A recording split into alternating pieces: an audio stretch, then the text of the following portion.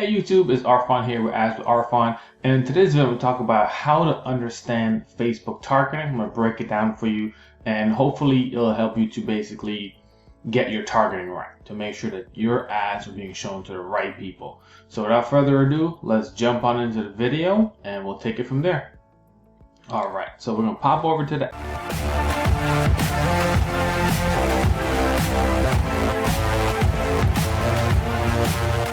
Ads Manager, and there's a few things. This is your ads, your dashboard, basically, and you'll see here I just filtered some of the ads that I'm running. And if you want to get low cost per leads, if you want to get the right amount of the reach, your impressions, things like all that stuff to work, so you can actually get people clicking on your ads, things like that, what you want to do is make sure you have the right targeting. So let's go over to our menu, and what we're going to do is we're going to go over to our audiences. Now, we'll let this load. Okay, when we're in our audiences, you'll see like I have a bunch of different audiences I've already done. But what I want you to do is come over here to create audience and go to saved audience.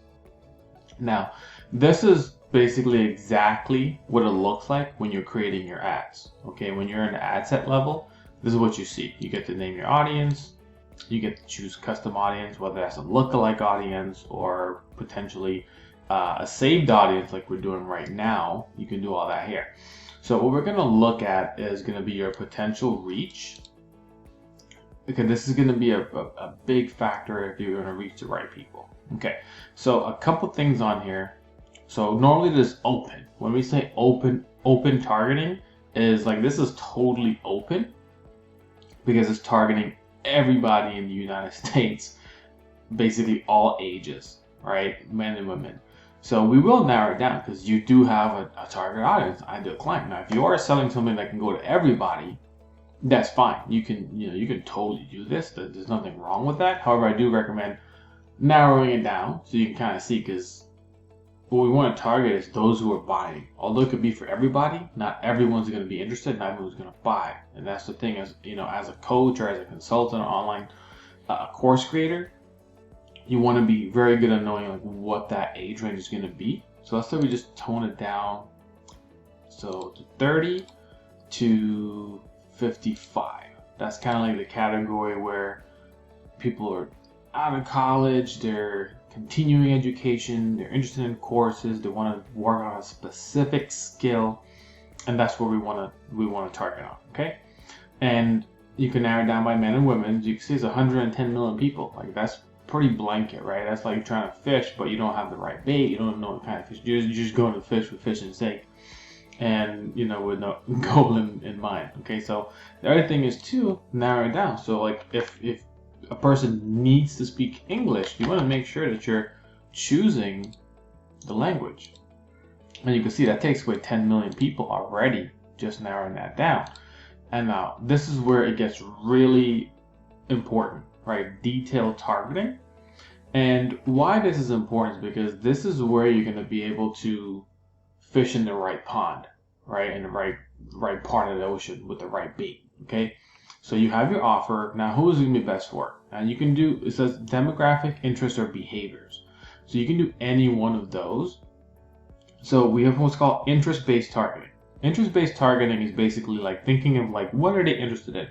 What magazines, what books are they reading? What influencers are they following? And think of like for example, let's do Gary. This is a pretty big one. So like Gary Vaynerchuk, right? And you can see there's 4.8 million people. That's a nice healthy audience size for us to target. I wouldn't add anything else to that. I would put my offer for the US 30 to 55 men and women who speak English to Gary Vaynerchuk, and let Facebook now, out of that 4.8 million people, let them find and let the algorithm do its job to show it to the right people. And we're going to be watching it, of course, right? That's part of split testing, because we can do all of our research, right? And that's important because we want to know like who our people are following. At the same time, we have to split test to see which audience responds, because if whatever you're doing, like if you have an SLO, if you have like a 17 or like a $37 offer, his audience may not want that. Gary Vaynerchuk audience is big on freebies, big on low costing things, and there are those who invest. But again, we got to split test to see.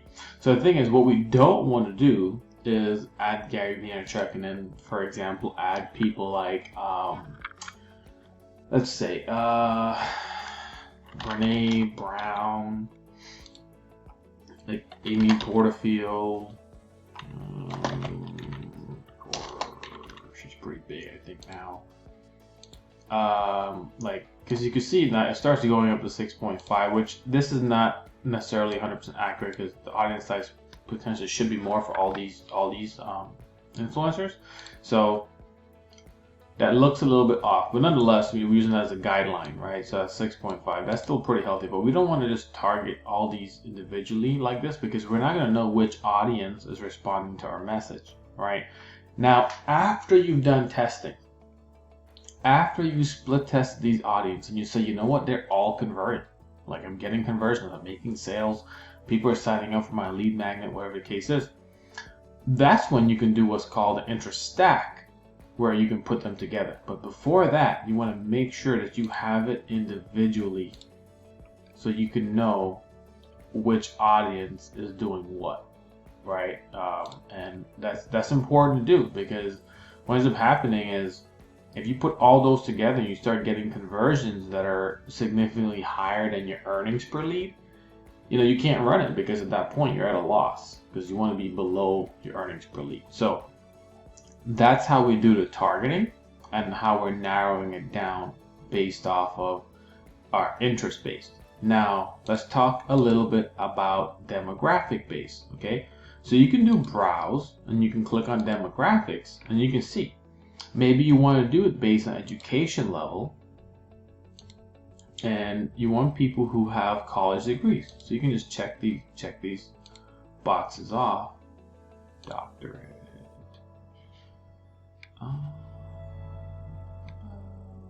master's, professional degree, and let's say this is what they have to have these criteria. Everyone you're targeting has to have this in order to be a good fit for you. Okay, so that's what you want to do. It's based off of demographics.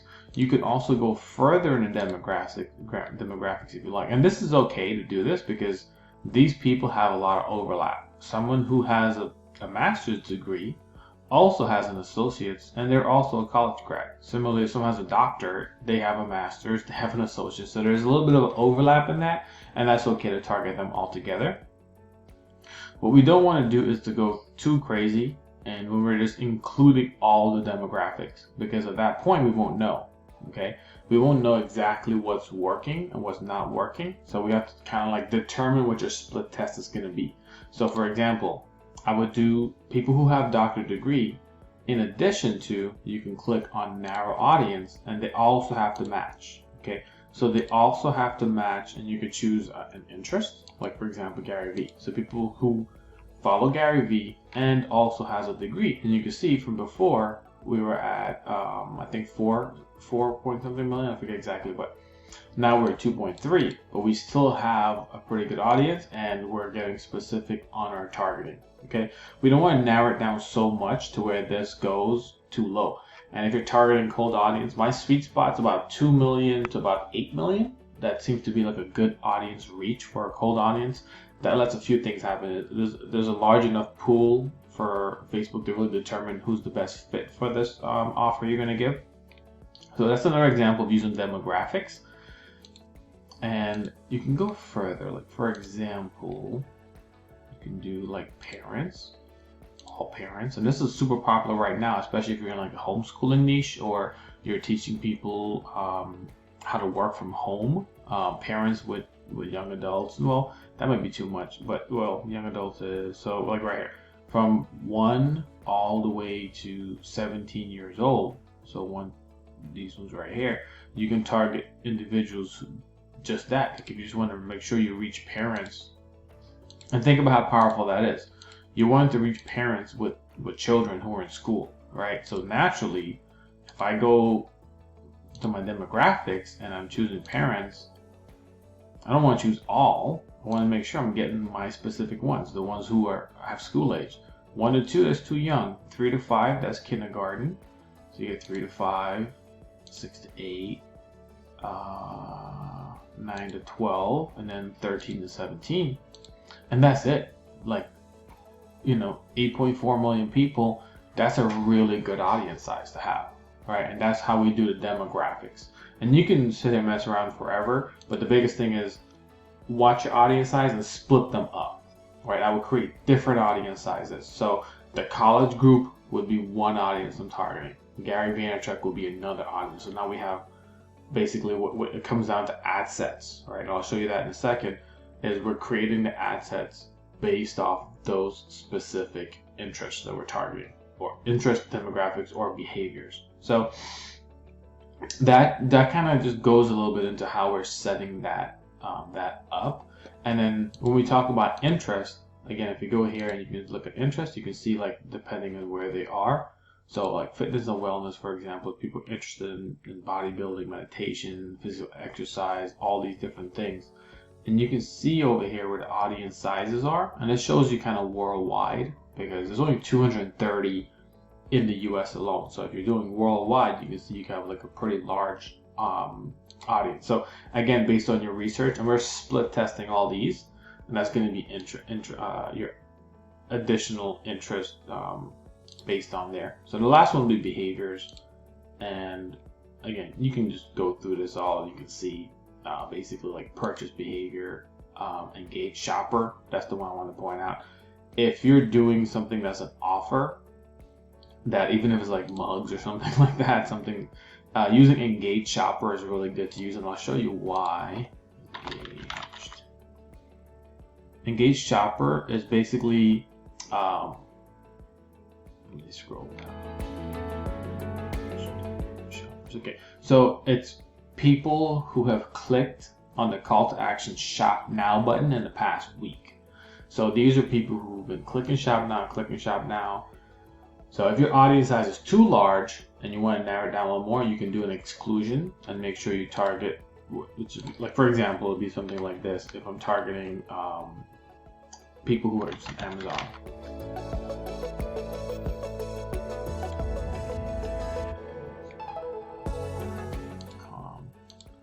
And does employees work? Let's do this again.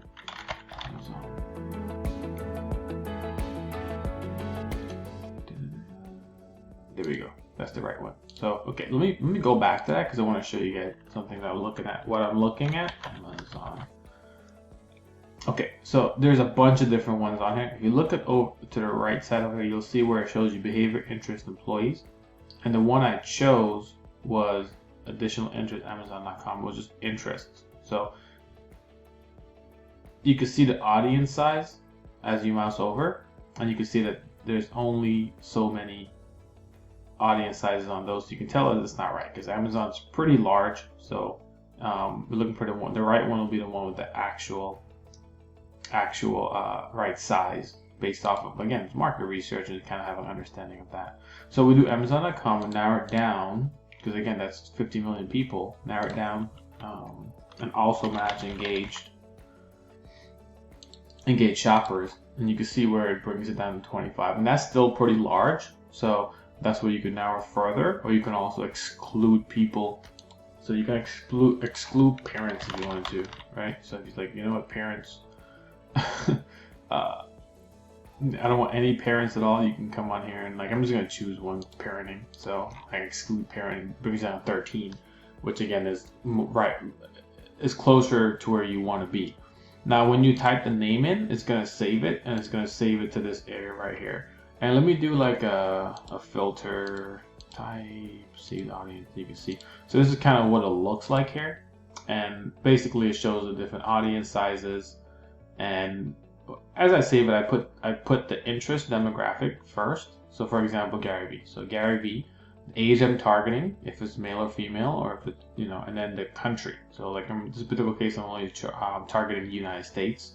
So that's how I saved the name. So like in my mind, I already know what I'm looking for. Okay, so what does this look like in the actual ads setup itself? And I'll show you. So here's an example of one where this is the campaign. I'm going to click on it, and you can see here it moves to ad sets. Okay, so I have different ad sets, and you can see here where I have one ad set just targeting house, as Lewis House is demographic, one targeting Amy Porterfield, one targeting Marie Forleo, and then I have email lookalikes on here. And all I'm doing here, it was split testing to see the costs. Okay, and as you can see on this one here, when I ran this, it was $5.26. It was higher than I wanted it to be. So I moved on to a different target audience, and you can see here the cost per lead dropped down. After I ran that for a bit, I ended up turning that one off and then using a different audience, and then moving into email lookalike as basically as it progressed. And that's basically it, right? That's what the ad sets look like. You're separating each different detailed targeting, so it's not the same. And let me show you what that looks like. So if I click on edit, okay, so in the other area, right, that little screen looked exactly like this, right? So it had the custom audiences. If we want to choose, if you want to choose a lookalike option here, if you just click in here, it'll automatically pop up, and you can see custom or lookalike. Okay, and here location, age, gender, and then detailed targeting.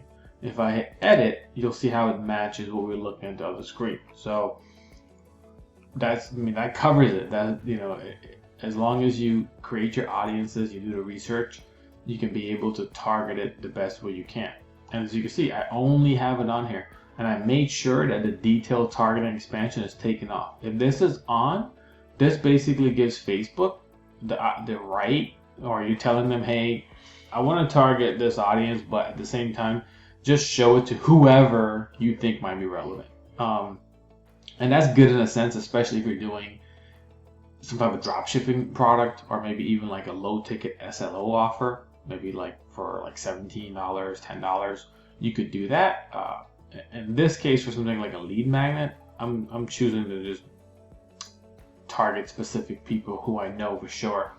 I'm fishing in these audiences. I know that my ideal client follows Porterfield, they follow Forleo, they follow certain influencers, because these are people who teach writing copy. They teach, they promote using Facebook ads, and that's my people who want to learn how to use Facebook ads, who want to do it effectively. So as you can see here, it just targets that. And if I go to Amy Porterfield, you can see similarly. You can see here, same thing, United States, age range, and then interest. It's only Amy Porterfield. There's nothing else there. And similar here too as well for Marie Forleo. You can see just his location, age, gender, and then detailed interest is only that. There's nothing else there because I don't want to have any overlap. Now, because I tested these and I know that these both converted, if I wanted to combine them, I could add Porterfield and Forleo under like both here, and that wouldn't be a big deal because I split tested each audience first to know that they're converting, and that's really it. So there you have it. Hope that's been helpful for you, and continue getting your ads up and running, continue testing, continue scaling, and continue increasing your income. Don't forget to give the channel a like, the video a like, share the video with someone who would probably need it, and subscribe for more videos on Facebook ads, tips, tools, and strategies for coaches, consultants, course creators to help you increase your leads, increase your sales, and just rock your business. And this is Arfan. I will talk to you next video.